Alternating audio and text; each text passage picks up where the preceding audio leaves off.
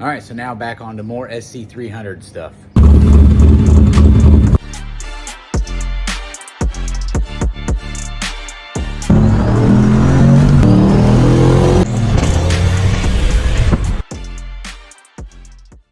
All right, so the more and more I tore into this car, especially with the timing components and stuff, there was a lot more things I saw that I didn't really care for. Number one, obviously being seals, gaskets, and stuff. But number two was I was taking the lower timing cover off. I was out there cleaning it up and you know, trying to scrub it and get everything else as clean as possible, like I did the rest of the engine.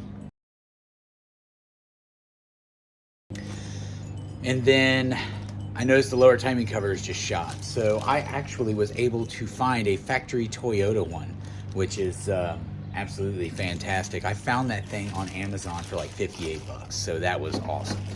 But also I was gonna go ahead and clean up the water pump and all that. So I removed that and I noticed that the water pump was still a factory Toyota part.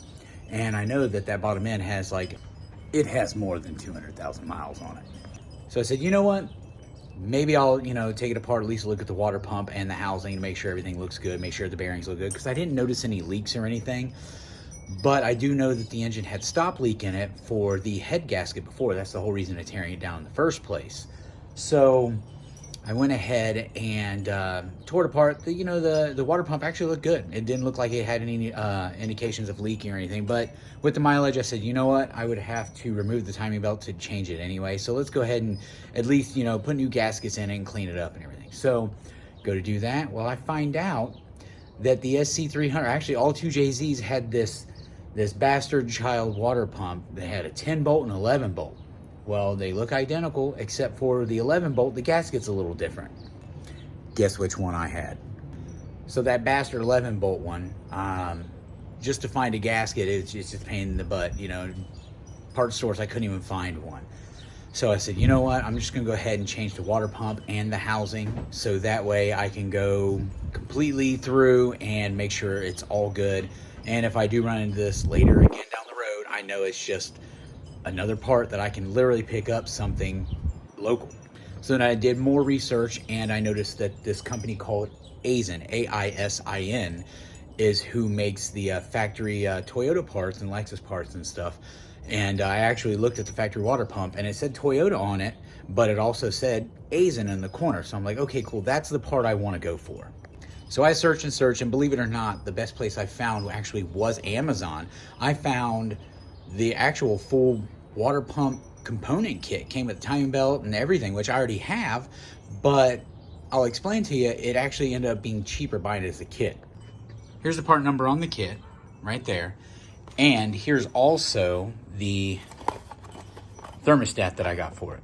I wanted all OEM parts because, you know, it's just one of those things. Toyotas are very finicky. They're just as finicky as Ford parts are with ignition coils. We all know that on the road. So I open this up. It has all the gaskets and seals in there. Even has the instructions. It has the new timing belt, coil bearing, has the interval stuff.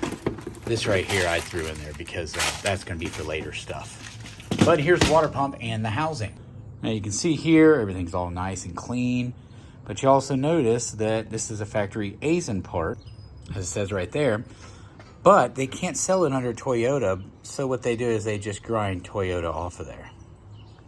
So that right there tells me, like, hey, Amazon, I got this kit for like 107 bucks. But if you bought just the water pump and the housing, it was like 180. So why wouldn't I just go ahead and get the kit with the timing belt, the actual tensioner, everything that they put on from Toyota?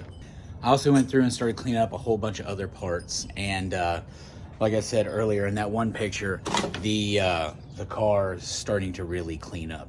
Granted, yes, I know the NA header's on there, but we're not getting ahead of ourselves. We're gonna go ahead and say, okay, let's get it running, let's make it dependable, and then later down the road, we can look into boost. But right now, I would just like to enjoy the car. So for you two JZ guys, I looked up the part numbers on this. This water pump kit right here will go from anything from 92 to whatever the IS300 is with the VVTI. So yeah, it's completely usable. So that's a cheaper option for you guys. If you guys are looking to do that, you may want to go ahead and do that as well.